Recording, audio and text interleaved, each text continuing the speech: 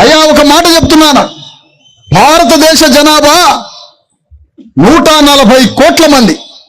140 కోట్ల మంది విధిరాత, తలరాత, వాళ్ళ బ్రతుకు చిత్రాన్ని మార్చడానికి 500 మంది నాయకులు ఉంటారు భారతదేశంలో.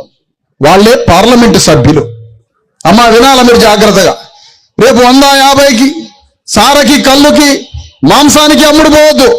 మీరు జాగ్రత్తగా విషయం వినండి. భారతదేశంలో 140 కోట్ల మంది ప్రజలుంటే ఈ ప్రజలకి 500 మంది నాయకులు ఉన్నారమ్మా. 140 కోట్ల మందికి 500 మంది నాయకులు పార్లమెంటులో కూర్చున్నారు. వాళ్ళ పనేంటి?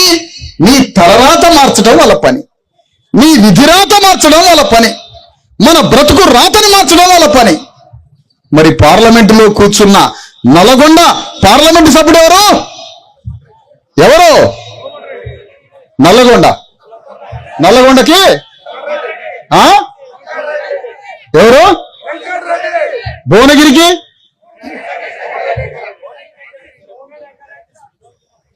ఈ పార్లమెంటు సభ్యులు